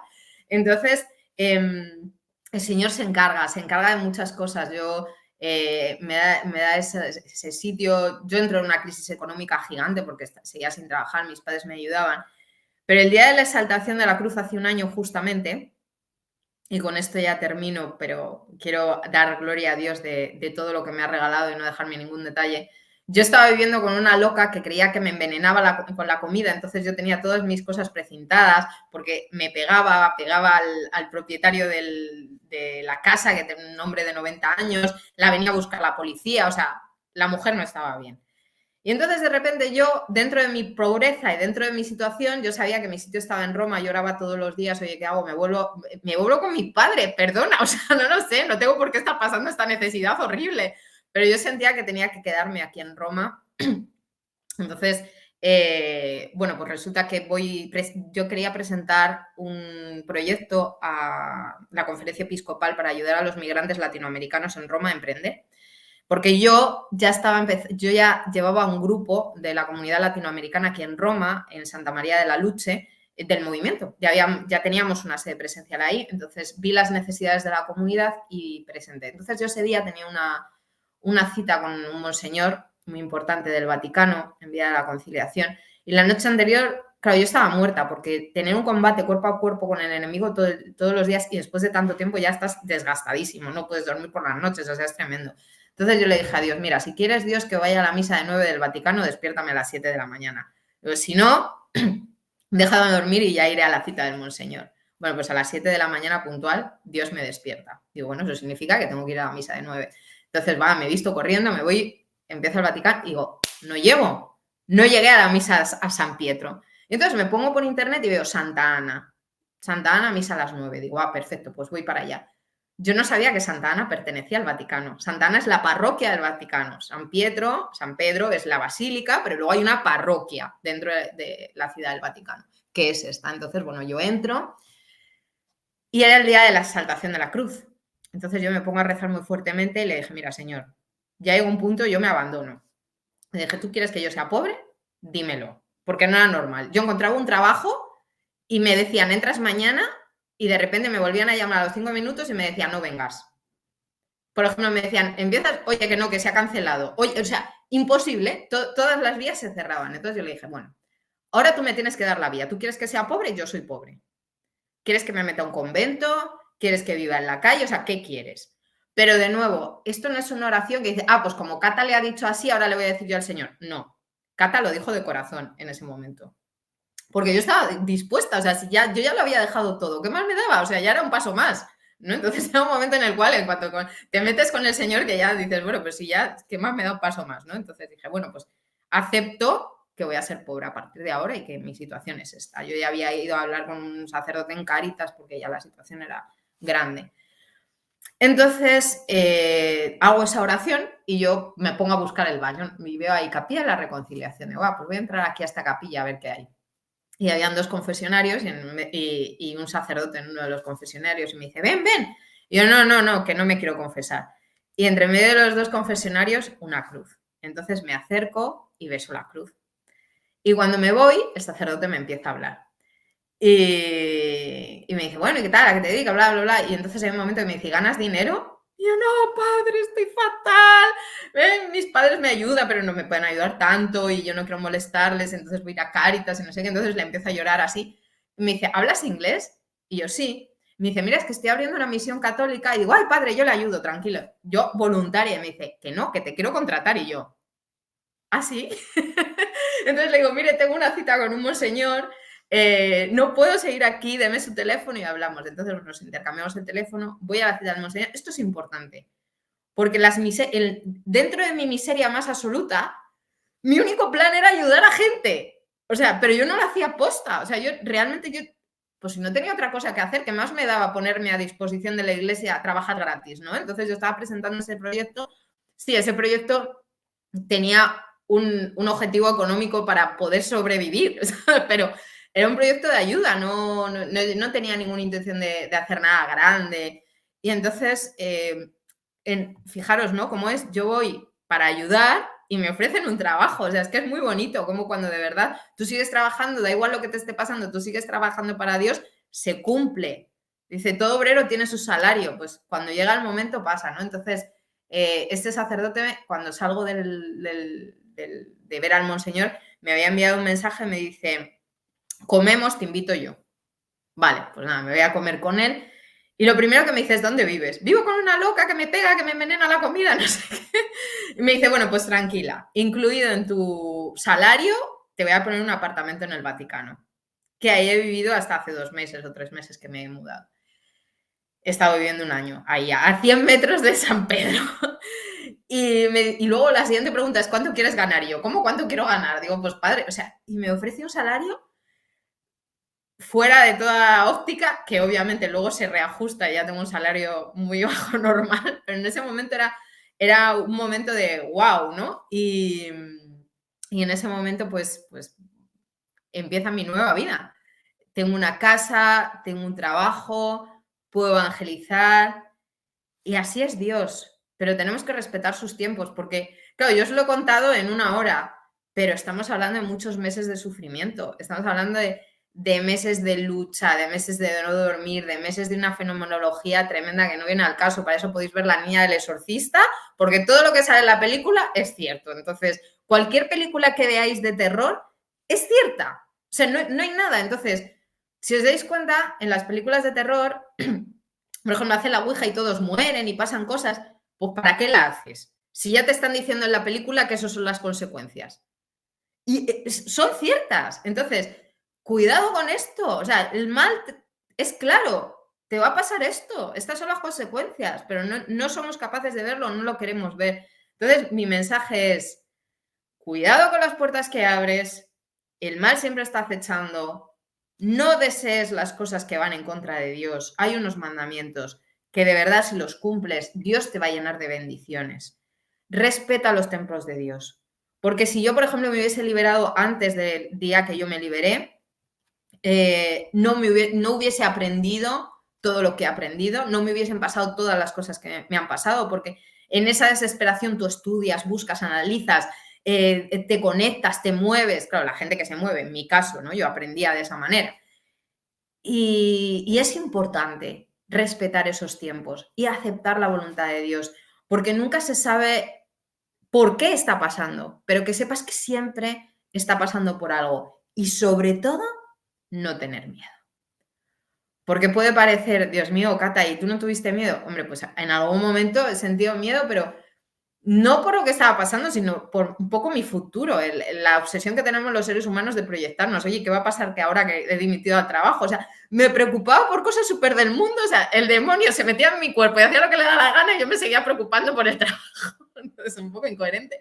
Yo nunca tuve miedo de eso porque siempre he sentido que Dios ha estado cerca de mí, sigue estando y sé que estará estando, porque Dios es así con todo el mundo. Lo único que tienes que abrir es la puerta, le tienes que abrir la puerta, le está tocando, quiere cenar contigo hoy, quiere estar contigo hoy en este instante. Entonces, abre la puerta, Jesús, te abro la puerta, entra en mi vida, haz lo que quieras con ella. Entonces, si de verdad lo haces de corazón, Jesús va a hacer unas maravillas inmensas. O sea, yo no puedo decir la cantidad de gracias con las que me ha llenado, la cantidad de veces durante este periodo que he visto su gran poder. O sea, me gustaría hacer otro programa solo de todas las bendiciones y de todas las gracias y de cómo ha sido la lucha, pero claro, lo importante es las partes que he dicho para que vosotros no caigáis en ellas, porque es lo más importante. Luego esta otra parte, lo que digo. Para ver las manifestaciones del demonio, la niña del exorcista, y para ver las bendiciones de Dios, te recomiendo que abras tú la puerta, empieces a tener esta vida, esta relación con él y verás cómo tu vida va a cambiar para siempre y vas a empezar a tener vida de verdad. Así es, hermana. Tengo aquí un pasaje de la Biblia que va a resumir perfectamente pues todas esas preocupaciones que tenía la hermana, ¿no? Pues fíjense cómo Catalina, pues a pesar de que su situación en ese momento pues era precaria, pues ella siempre tenía ese ímpetu, ¿no? Esas ganas pues siempre de ofrecerse a los demás. Y voy a leer un pasaje bíblico que yo creo que lo tiene grabado nuestra hermana en su corazón, en San Mateo, capítulo 6, versículo 25 en adelante. Dice, por tanto os digo, no os afanéis por vuestra vida, qué habéis de comer o qué habéis de beber, ni por vuestro cuerpo, qué habéis de vestir. ¿No es la vida más que el alimento y el cuerpo más que el vestido? Mirad las aves del cielo, que no siembran, ni siegan, ni recogen en graneros, y vuestro Padre Celestial las alimenta. ¿No valéis vosotros mucho más que ellas? Pues fíjense, ¿no? Dice el Señor que las aves del cielo ni siegan, ni recogen, ni siembran, y a pesar de ello, pues siempre tienen el sustento, ¿no? Pues de igual manera, pues la hermana sí segaba, sí sembraba, y como Dios es como es, generoso, amoroso, misericordioso, pues ha permitido pues que nuestra hermana pues tenga también que recoger un poquito, ¿no? De ese amor y esa misericordia que Dios pues ha derramado pues en su vida. Y yo pues agradezco al Señor pues por la vida de nuestra hermana Catalina, por haberla llevado quizás por caminos que quizás muchos de nosotros pues quizás no hubiéramos podido soportar, ¿no? Pero dice que el Señor que nunca nos da una carga más pesada, ¿no? Que la que podemos sobrellevar, y la hermana Catalina pues es un ejemplo de cómo llevar, ¿no? Ese peso o esa cruz que el Señor te da, esa cruz que mucha gente pues rechaza, ¿no? Pues la hermana se la llevó en sus hombros, y el Señor pues al final de esa cruz, de esa lucha, pues salió victoriosa. Pues hermana Catalina, muchísimas gracias por este precioso testimonio. Me lo he gozado, lo he disfrutado muchísimo, y cuando quiera estar de nuevo para hablar también de las bendiciones que el Señor pues nos da por su infinita misericordia, porque nosotros somos merecedores de nada, ¿no? El Señor da porque nos ama, porque somos sus hijos, ¿verdad? Y siempre pues está pendiente y siempre pues está presto al oído pues para cada pedido de sus hijos, ¿no? Porque a veces nosotros pues no sabemos lo que nos interesa, lo que nos conviene, ¿no? Y el Señor pues parece que a veces, ¿no?, nos va conduciendo por caminos que solo sabe Él, y que nosotros pues que con el paso del tiempo pues quizás sí nos damos cuenta, ¿no?, de que eso que ocurrió, a pesar de que fuera muy duro, muy doloroso, pues era lo mejor para nosotros. Así que, hermana Catalina, muchísimas gracias. Me gustaría que tuvieras algunas palabras para la audiencia, algún consejo o alguna cosa que pudiera decir. Bueno, lo primero, dar los datos por si alguien quiere participar en el movimiento. Tenemos una web, Sí. www.movimientocreo.com, donde podéis encontrar la oración de las Santas Llagas, información sobre el carisma, todo lo que hacemos. Ahí lo tenéis. Si queréis contactarnos directamente, tenemos un teléfono de WhatsApp, más 34 652 84 39 90, más 34 652 84 39 90. Tenemos un programa de sanación que es el principal, donde podéis llegar, donde hacemos la oración de las Santas Llagas, donde ayudamos a hacer un recorrido muy hermoso de sanación. Y luego tenemos un programa especial de liberación para hacer un acompañamiento a personas que tienen pues posesión, vejación o han tenido algún tipo de contacto con la nueva era y quieren hacer un proceso de liberación. Está abierto para todo el mundo, es recomendable para todo el mundo porque obviamente ahí, en cuanto hemos estado en contacto con el pecado, ya hemos abierto una puerta al mal, ¿no? Entonces, hacer siempre un proceso de liberación es bueno, pero sí que es verdad que es... Ay, me sale la palabra en italiano, pero bueno, que requiere mucho compromiso ese programa, porque ahí estamos directamente combatiendo contra el enemigo, entonces hay que tener una vida espiritual muy recta, muy seria, lo digo para personas que digan, pues yo quiero hacer el programa, bueno, pues que sepáis que son muchas horas, se piden muchas cosas, mucha oración, misa diaria y bueno, pues tiene muy buenos resultados, pero requiere también de un compromiso grande y no solo por ese periodo, sino es un compromiso ya por vida. Porque cuando alguien llega, no, ¿y por cuánto tiempo tengo que ir a misa todos los días? Pues ya vamos mal, ya sabemos que esa persona o toma conciencia durante el proceso o no consigue, ¿no? Porque al final lo que el Señor quiere es una conversión.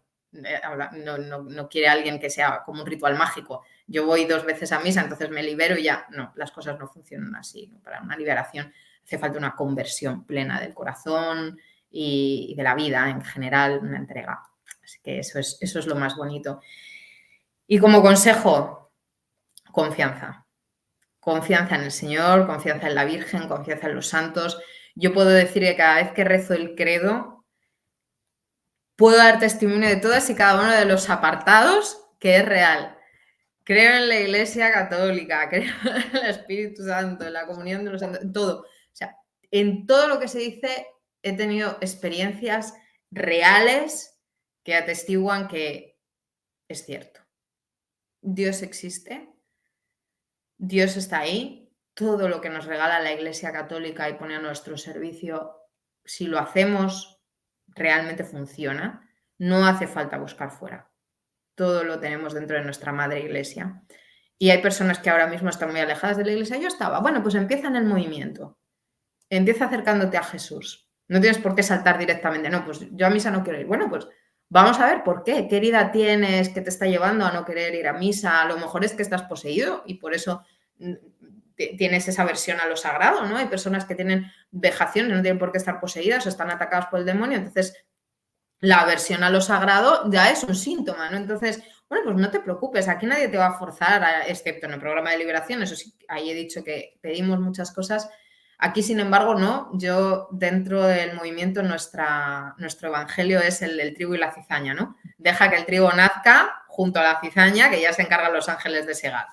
Entonces, yo es lo que he sentido. A mí se me dejó crecer tranquilamente en mi fe, mientras poco a poco sola la cizaña se iba apartando. Entonces, yo creo mucho que el Señor va a quitar esas malas hierbas cuando tú de verdad tienes esa fe, esa voluntad y de cumplir lo que el Señor quiere en nuestra vida. Y la Virgen María es una persona fantástica por la cual podemos llegar a Jesús. A mí me costó mucho acercarme a la Virgen. Hay personas que se acercan a la Virgen y no a Jesús, ¿no? En mi caso era lo contrario, pero también creo que por mi lucha, porque el mal odia a la Virgen, no la puede ni ver. Entonces creo que en la medida que se ha ido dando mi liberación, mi relación con mamá ha ido mejorando y ahora tomaste una manta de mamá, entonces me ha puesto arropada con la Virgen. Y bueno, ese es mi consejo, que tu familia del cielo está aquí y es real y te va a ayudar en todo lo que necesites. Así es. La fe no se vive de manera individual, ¿no? Que tenemos familia aquí y, como bien ha dicho la hermana, pues tenemos también una familia que nos desea y nos anhela pues en el cielo, ¿no? Que eso es un maravilloso regalo. Y como resumen, hermanos, pues mientras más lleno de Dios, pues menos espacio pues vamos a dar al demonio. Todos los datos que ha dicho la hermana de contacto del Movimiento Creo los vais a encontrar aquí debajo en la cajita de la descripción de este video, incluido el correo electrónico, la página web y el teléfono de WhatsApp. Así que, hermanos, muchísimas gracias por habernos acompañado. De nuevo, reitero pues mi agradecimiento a nuestra hermana Catalina, y si desea estar más adelante para hablarnos ya de esas bendiciones, de esas cosas que el Señor le trajo a su vida, pues de nuevo pues la vuelvo a invitar para que más adelante pues pueda estar de nuevo con nosotros. Dios os guarde, Dios os bendiga.